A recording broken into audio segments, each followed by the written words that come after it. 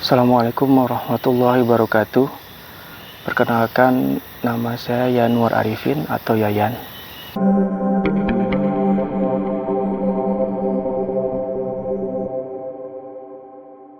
Di sini saya ingin menjelaskan tentang cara-cara panen lebah trigona atau lebah tanpa sengat.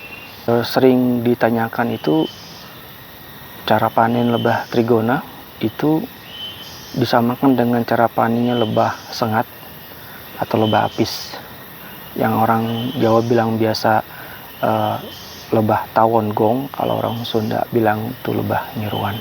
Lebah trigona cara panennya itu ada yang peras, ada yang sedot, ada yang dengan tiris, ada lagi yang menggunakan ekstraktor, dan ini sangat langka. Dan yang terakhir ini sebenarnya harapan seperti cara panen lebah apis yang di Australia itu menggunakan honey flow. Jadi sistemnya itu madu akan mengucur atau meluncur terus berdasarkan gravitasi. Tapi sampai sekarang alat itu belum bisa ya untuk lebah trigona di beberapa daerah dan negara sekitaran negara-negara tropis yang dilewati garis khatulistiwa atau negara-negara yang beriklim subtropis seperti di Australia, kemudian di negara-negara Afrika. Banyak orang bertanya, bisa nggak beli sarang madunya? Nah, yang disangka mereka itu adalah sarang lebah apis yang biasa dijual-jual dalam wadah, dalam kotak. Kalau lebah apis atau lebah sengat itu kan dia ada heksagonalnya atau segi enamnya, itu diiris kemudian dia makan. Sebelumnya dipotong-potong dulu dalam bentuk lapisan yang tipis supaya gampang dimakan. Nah, lebah trigona ini tidak bisa seperti lebah apis cara panen kemudian packingnya, karena lebah apis itu kan lebih banyak mengandung lilin ya. Nah, lapisan lilin, sedangkan kalau lebah trigona ini lebih banyak mengandung lapisan propolis yang berasal dari getah pepohonan. Bayangkan kalau cara makannya itu sama seperti makan sarang lebah apis, ya bayangkan sendiri makan getah, sangat-sangat lengket. Jadi sarannya itu harus dibuang. Cara peras, nah ini banyak digunakan di berbagai daerah ya. Yang cara yang paling mudah, karena ada sarang lebah trigona, lalu dipanen, diambil semua, ternyata diambil semuanya, lalu diperas. Nah, pemerasan ini ada yang menggunakan tangan kosong tanpa pelindung tangan atau sarung tangan, ada yang menggunakan pelindung tangan atau sarung tangan. Baiknya sarannya itu ya dengan menggunakan sarung tangan supaya madunya bersih, higienis, dan konsumen pun melihat cara panennya, oh bersih gitu ya. Bukannya saya bilang yang dengan tangan kosong itu kotor ya. Mungkin sebelum panen dia cuci tangan dulu. Yang kedua adalah disedot. Nah, yang disedot ini hanya untuk jenis lebah trigona yang berkantung besar, yang mudah ya. Sebenarnya ada juga yang kantungnya kecil, tapi sarangnya itu harus dibuat sedemikian rupa berbentuk topping ya. Di atasnya toppingnya itu berarti atasan ya. Jadi hanya ada 1-2 lapisan kantung madu baru bisa disedot.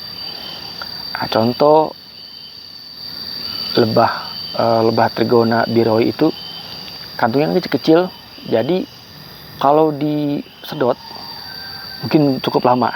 Tapi kalau dibuat kotak lebah yang memang didesain untuk panen sedot mungkin bisa, itu seperti yang di Madura, ada kotak seperti itu. Cara yang ketiga itu tiris.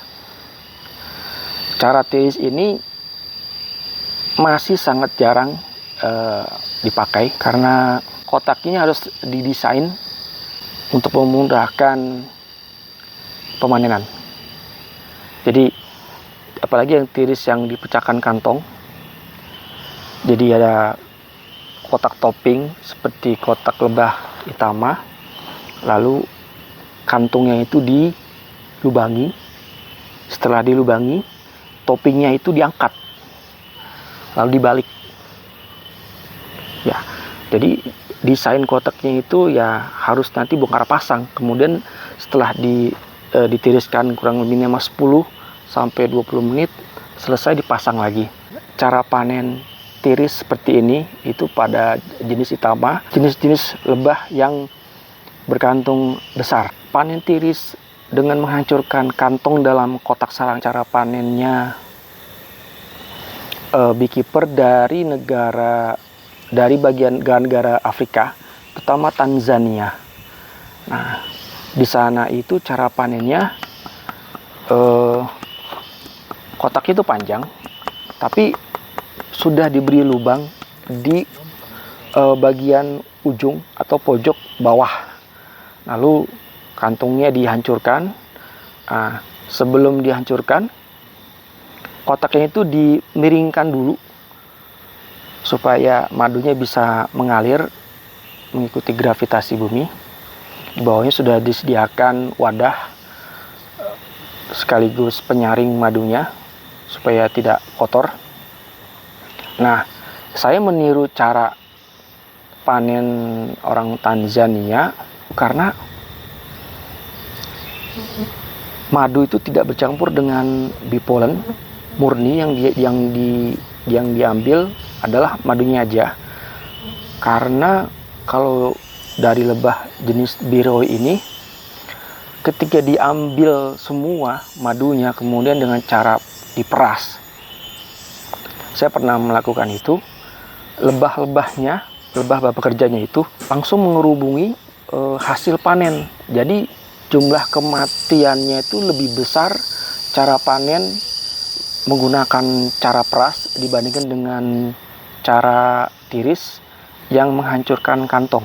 Nah, tiris yang menghancurkan kantong di dalam itu juga dipakai di Australia, ya. Pertama Tanzania, lalu Australia. Nah, di Australia ini caranya itu sama dengan yang tiris dipecahkan kantong lalu dibalik. Yang membedakan Australia adalah kotak yang atasnya itu mereka menggunakan 3 lapis kotak. Bagian atasnya itu mereka sudah buat modelnya untuk memudahkan panen. Nah, ketika kotak atas atau ruang atasnya ini sudah penuh dengan madu, mereka tinggal menghancurkan atau hanya memecahkan kantongnya aja, lalu dibalik pada wadah yang sudah sediakan, wadah madunya.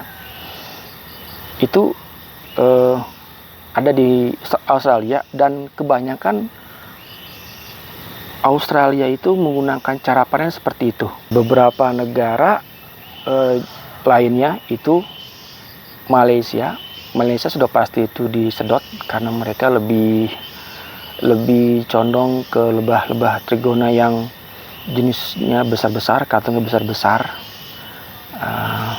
Entahlah, saya belum pernah lihat mereka piara jenis-jenis yang kecil-kecil seperti Levisep. Mungkin produksinya kurang atau bagaimana. Lalu Filipina ini yang pasti peras. Itu sering dan banyak. Apapun jenis kotaknya, mau bersusun 3, cara panennya adalah dengan diperas. Untuk disedot saya belum pernah lihat. Berikutnya adalah Thailand, meskipun jarang saya lihat cara budidaya lebah trigonia mereka, yang saya jumpai itu cara panennya orang Thailand atau beekeeper Thailand adalah dengan cara diperas. Dari Australia. Australia ini cukup unik karena dia ini berada di antara garis khatulistiwa atau negara tropis sampai ke negara subtropis. Subtropis yang ada musim dinginnya tapi tidak bersalju. Nah, di mana lebah trigona di sana itu masih bisa hidup. Cara beekeeper Australia panen itu mereka sudah modern dalam hal pembudidayaan lebah trigona. Jadi desain kotaknya itu menurut saya itu cukup modern, cukup maju, dan ditiru banyak orang lain. Pelan-pelan Indonesia bisa seperti Australia dengan membuat kotak yang lebih mudah untuk pecah koloni, kotak yang lebih mudah untuk panen. Jadi bukan kotak yang standar aja seperti itu atau konvensional ya. Kalau kotak sudah dibuat modern yang lebih membuat orang tuh mudah untuk panen, jadi budidaya itu jadi lebih mudah. Berikutnya, nah ini negara-negara di Amerika Tengah, di Amerika Selatan, mereka itu juga sudah maju budidayanya seperti di Australia dengan membuat desain kotak-kotak yang modern, yang memudahkan untuk panen, yang memudahkan untuk split atau pecah koloni. Jadi nggak usah repot-repot si tangan ini menyentuh telur, menyentuh isi sarangnya. Amerika Tengah dan Selatan cara panennya itu dengan sedot. Yang kedua itu ditiris, pecahkan kantong, sama seperti di Australia, mirip. Yang membedakan tuh hanya bentuk sarangnya aja, bentuk desain lebahnya. Lanjut di India. Di India ini sama seperti Australia, negaranya ini dilewati oleh daerah tropis dan subtropis. Jadi lebah trigona bisa hidup di daerah yang subtropis. India itu kebanyakan peras. Belum pernah lihat mereka cara panennya itu dengan sedot. Pasti peras. Apapun desainnya. Nah, yang desain ini cukup unik kalau di India. Sampai paralon mereka desain. Yang terakhir, ini di Afrika. Khususnya di Tanzania ya. Yang saya temui itu di Tanzania. Cara panennya pun unik dengan cara ditiriskan tapi dihancurkan dulu kantongnya. Jangan lupa ketika panen usahakan kondisi tangan kita bersih. Kalau memang tangan kita kotor, usahakan pakai sarung tangan. Untuk kepercayaan konsumen, semoga bermanfaat dan semoga menjadi inspirasi kepada yang lain, teman-teman yang lain, terutama yang masih awam, yang baru tahu, oh ternyata lebah trigona dan lebah apis atau sengat ini cara panennya beda. Dan Indonesia banyak hutan, banyak tempat-tempat hijau.